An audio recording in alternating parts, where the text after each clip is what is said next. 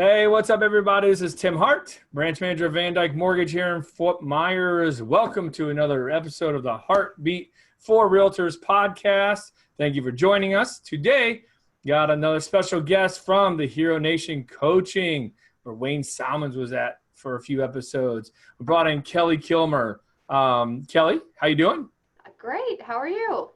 Doing good. Thank you. Thank you for being with us today. I appreciate it. Hey, no problem. My pleasure. Yeah, definitely. I've heard you're better than Wayne, so we're looking forward to hearing. I don't know about that. No, just playing. So you guys out there, what we're going to be talking about today, I see a lot in my business. We pre-approve a buyer, and some realtors, and it may not be the realtor's fault, struggling to get a buyer under contract. So Kelly, that's what you and I are going to be discussing today. You got some tips planned for them on how to help get that buyer under contract, right? Right. Absolutely. Cool. So before we get to that, though, let's make sure we know who Kelly is. So, Kelly, fill us in. Hey, so I am Kelly, Coach Kelly with the Hero Nation. I am a productivity and coach around the real estate industry. I've been involved in real estate over 20 years as a landlord, a wholesaler, a flipper, and now a broker with a team. I'm based in the Tulsa, Oklahoma market, but the bulk of my business now is coaching others because I found that many were just wanting to learn, like, how did you do that? How are you making that work? And with a background in education, it just makes sense that I am now able to use that to help educate those in and around the real estate industry. So that's who I am. I'm a mom. I've got 4 kids at home, 5 total, but 4 still at home. They are teenagers. They are big kids and they're awesome. And I'm also a runner. So I'm training for another half marathon this fall. So that's who I am. Get you. Busy. 4 kids, Yes. 5. I got 3. Yeah, 5 total. Yeah. We don't have teenagers yet, though. I got my oldest is 12, so. That's my youngest. So Okay. that's a I'm whole different world. noticing the teen coolness kind of creeping in on him a little bit. That's what happens. And Yeah, they no, become tall. Well, then, Kelly, let's get the jamming on this thing, okay? So, realtors here in Southwest Florida and wherever else they're at listening to this, I'm sure struggles are, pretty similar across the board. So, let's say, Kelly, you got that buyer, you're out there ready to get them under contract. And so what are the tips that they can take away from you to help get that buyer under contract, get them in the home that they want, and let them get paid too, so they're not driving around showing, 89 homes on a Sunday, Yeah, right. That's so annoying, to Right. go out there. And I find that is a problem that's common. So it is common that we have agents that we're working with buyers that are frustrating them. They're tired. They say, I've been showing houses forever. I'm exhausted. And it's really important that we take a good look at this because the buyers can kill your efficiency. And we're in the business of efficiency because we know if we can get 4 buyers under contract in a month, that's a lot better than 1. Being commission based. So you working with buyers, you've got to be thinking efficiency from the very beginning. Usually that starts with that relationship. If they're in a referral from a great lender like you and they've got this nice pre-approval letter, they're ready to go. So a big hurdle has already been crossed. They're pre-approved, they can buy a home. So that next step is just building the rapport, but more importantly, laying out expectations. Like, what is this process going to be like? Because I feel like we don't give them enough expectations of what this is supposed to be like to find a home. They see what happens on HDTV. Maybe we're going to look at 3 homes and we're going to pick one and that's the end of it. Right. So that may be their expectation. Or in the past, they may have had an agent that showed them 89 homes and they think, well, that's the process. I need to go look at 100 homes before I decide on one. So I want to lay out expectations of like, this is how this relationship is going to go. And the way to do that is in a buyer consultation, and that can happen in a couple of different ways. If you have a buyer who is connected through the lender, but they've already got a house in mind or a neighborhood in mind, and they are urgent buyers, like they want to see a house, that particular home or that neighborhood, I'm going to get them in there as quickly as I can.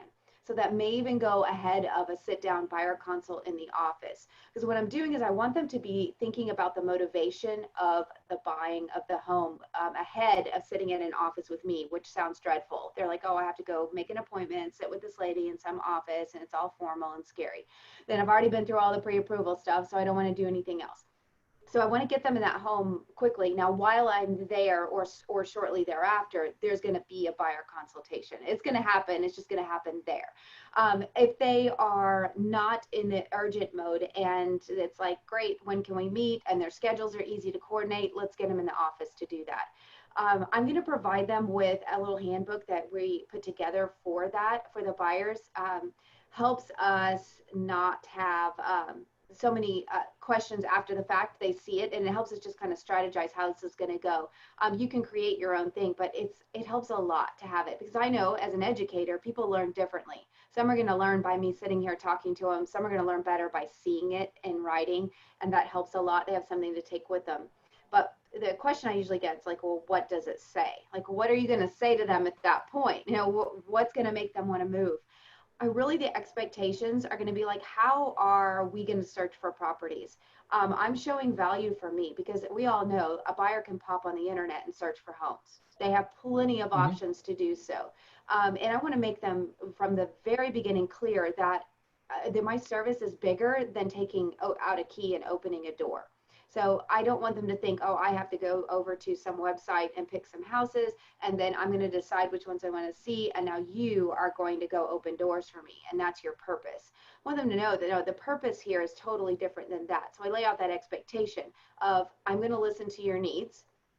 I need you to tell me what those are, and I get them by asking a lot of questions. You know, how many bedrooms do you need? What's your lifestyle like? What neighborhoods do you like?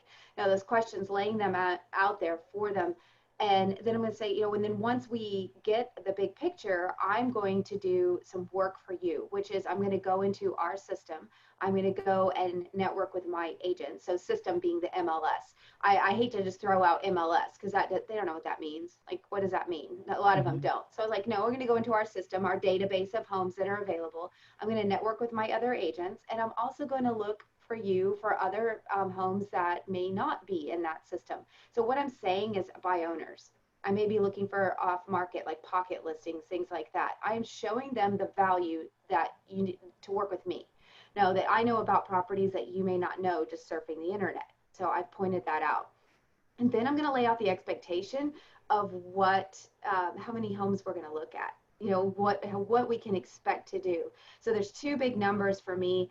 One is laying out like how many numbers of homes that we're gonna look at, and I would say on average, a buyer that I work with is going to look at 5 to 6 homes before they choose one, or 2 to 3 homes. You know, I'll get to the point where you don't need to, but you're going to put that number out there. What you've done is said that that's the average, and that's kind of my expectation.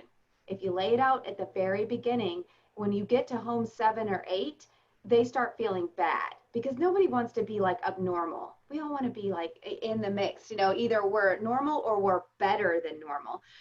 But to know that you're like below average by you've looked at too many homes, that, or above average in that case, too many homes, it makes them feel uncomfortable. And I've even had them turn into like total apology mode. Like, and when we get there, they're like, I'm so sorry we're making you look at so many homes.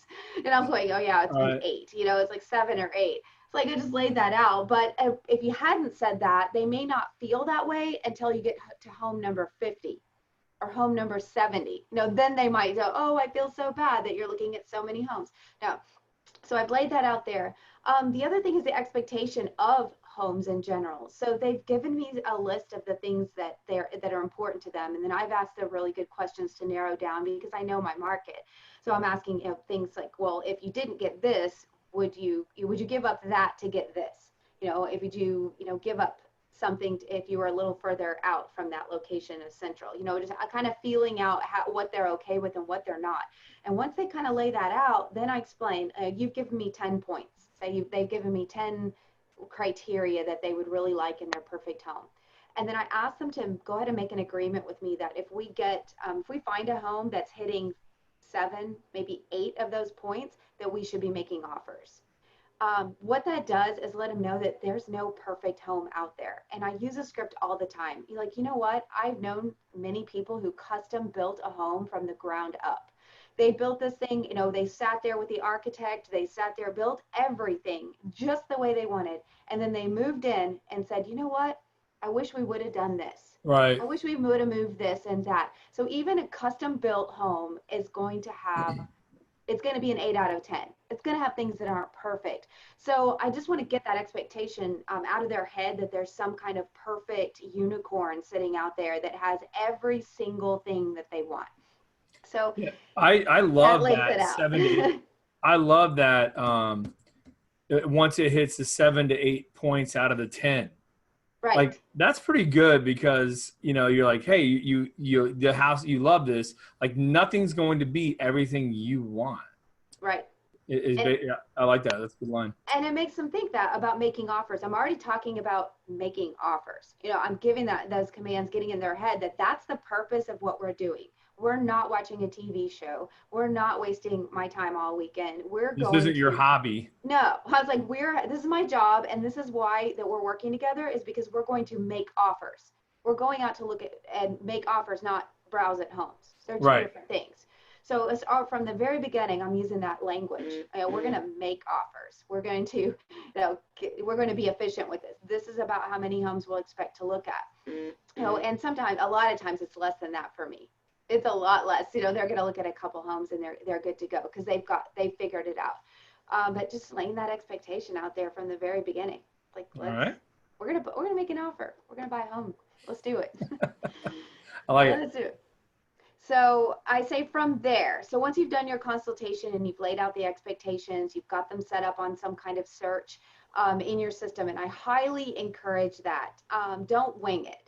Don't just hope, okay, I'm going to look for homes for this person, once a week, or I'm going to just remember to do it when they want to look at homes. I'm going to go pick out some things. Like we've got a search portal, and I know most of the multi-list systems do, where you can put a person on a search. It's going to send you a thing every morning that shows you exactly what's matching for that person. I am watching that thing come through. Every evening, it's like on the calendar marked, like this is when I'm going to look at this. Like watch the properties that have come on the market. And I'll look at all the new properties in the market. If I'm working with a handful of buyers, I'm looking at them every day to see maybe something pops up that isn't in their criteria. So it's not in that set search that they're getting and I'm getting, and a house is going to pop up that's close. Maybe it's just a mile outside of the range that they said, and I would have missed it if I hadn't been like looking through. So in my market, we'll get 100 new homes a day on the market. So it doesn't take that long for me to go click, click, click, and I'm just looking at address, photo, and then once one comes that maybe I have a match for, I've got my buyer list in front of me. Like, ooh, that kind of looks like what they were looking for, but it doesn't have the swimming pool. Okay, well, then I make that phone call. Hey, this one just hit the market. I just saw this, it doesn't have a pool, but it has everything else you like. I'm going to go ahead and email it to you. So again, I'm showing the service. I'm getting them things ahead of time. If they just hit the market a few minutes ago, that's good for them. And that way they're not relying on some other internet search that's directing them all over the place. Also, as far as the showing process, if people ask, do you have like an order of homes? Like if they're looking at 3, do you put the highest price one first or anything like that? Like, no, typically I'm going in what's most efficient. Like from this side of town to this side of town. Or Right. let's look at the occupied ones first. If they're all in the same neighborhood, we're going to look at the occupied ones first and then go to the vacant properties. Because I know that the occupied, they're leaving. They've got a set window of time. And then they've also got the vacants are a little more flexible. If you're a few minutes late to a vacant property, it doesn't matter. So that way my schedule is a little more flexible, and I'm keeping both the sellers and the agents on the other side are happy because I'm showing up at the time I'm supposed to show. I'm not giving them any hassle because it is important to build those relationships with the other agents. It's going to help you sell houses. It really is. So being positive and doing that, and then just being super, super helpful in the showing process. You get down to the technicalities. I mean, I open door and give facts when I'm presenting a home at the beginning, like this is 2,130 square feet. This is the price. It's been on the market for this long. I have a note here that the roof is 1 year old.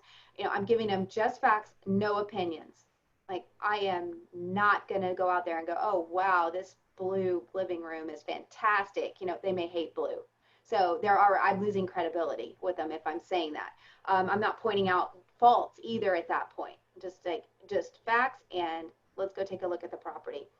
And then let them make some decisions. They go, okay, this blue living room, it's fantastic. Then I might agree with them. But yes, it absolutely is. But I'm going to keep my mouth shut for the most part because I want them to experience the home, Right. and start to get a feel for the lifestyle.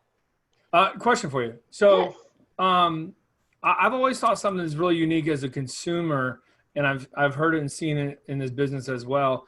Do you purposefully, like, if you look at a list, as I know if you've been doing it long enough, a lot of times the realtor can say, "Oh my God, here's 5 houses, but this is going to be the one," right? Like, this is going to be a house.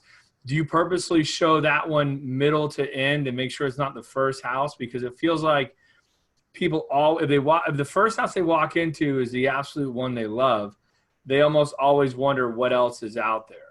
That is true. They always think so. Yes, if we were going to, if that one's on the list, I want to make sure that we see all of them that day, or because you don't want to push it over a couple of days, because then the one that they're going to love is going to be gone. You're gonna be gone. So our market moves quickly. So yes, I'm going to show them a couple, and even if they're like, this is my, oh my gosh, this is my house, and I add that. That's one of the questions that I ask when we're showing.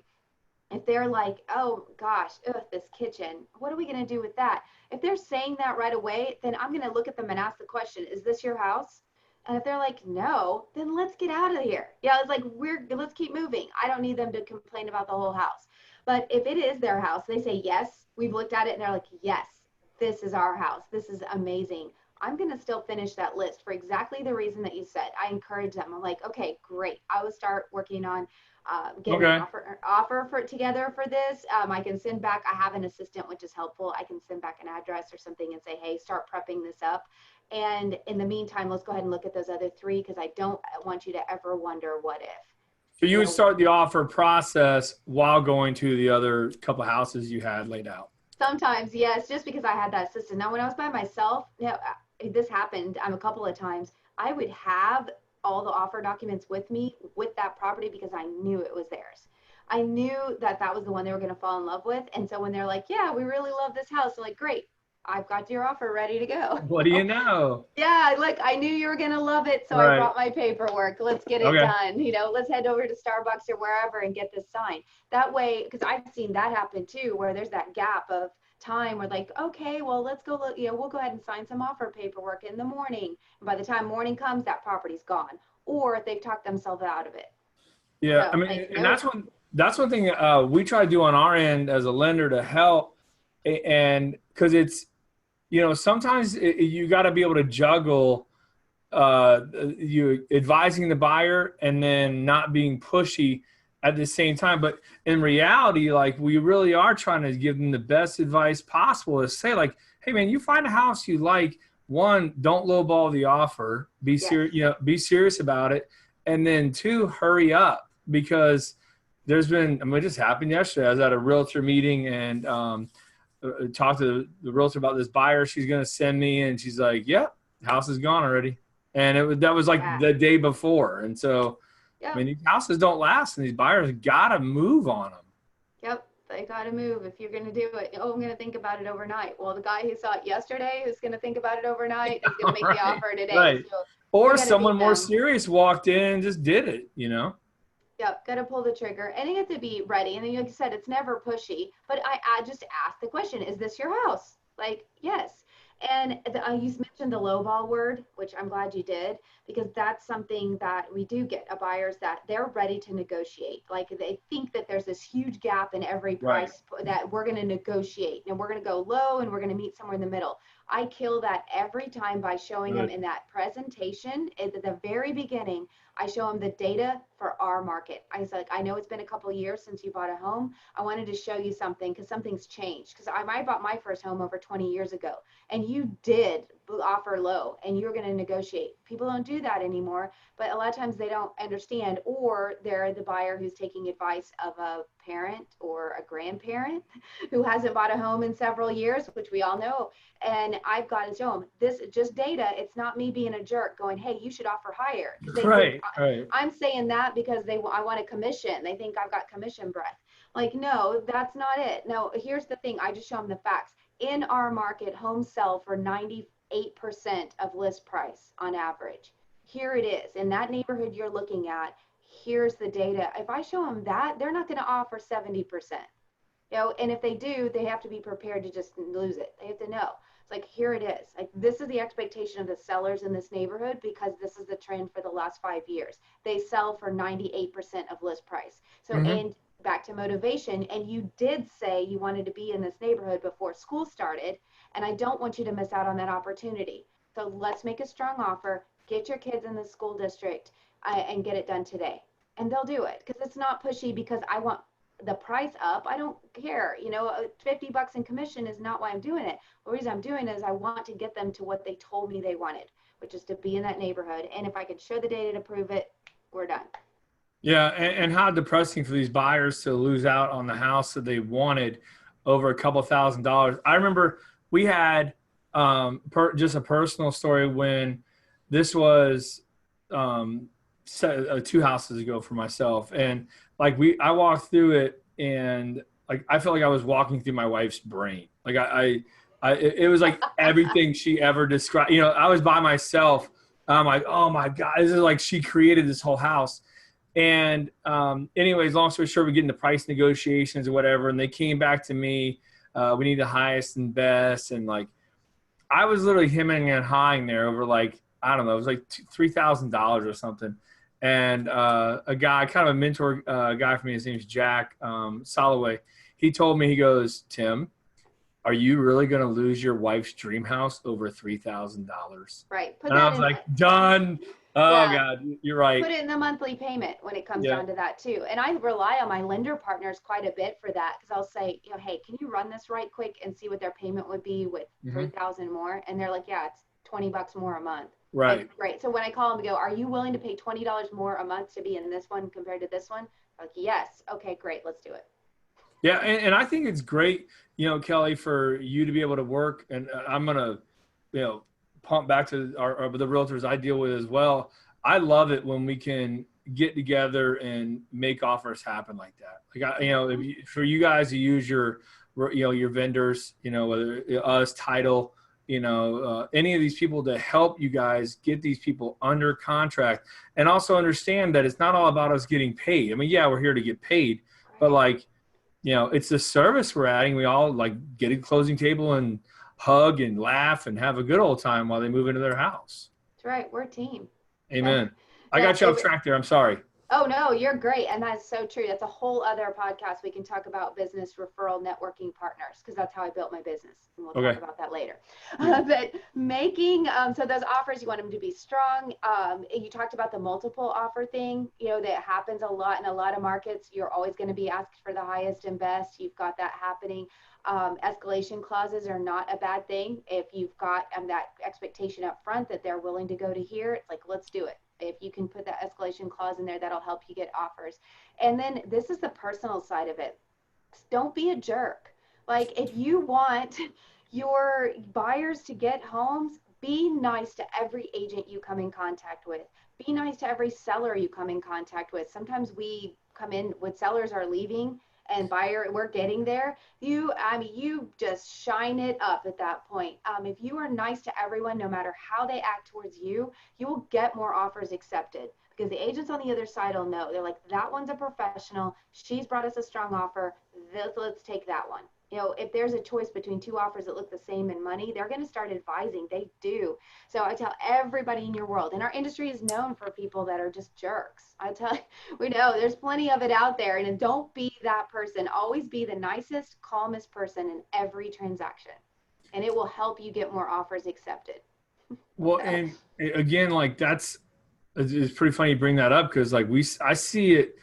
I see it all the time with two different things. You like, especially getting multiple offers, is if one agent is a royal pain in the you-know-what, that other agent is going to let it be known. You know, the selling agent's going to know. Or the listing agent's going to know. That one right there is a pain in the butt or doesn't know what they're doing or whatever. And we see the same with lender pre-approvals, and I'm sure you do too.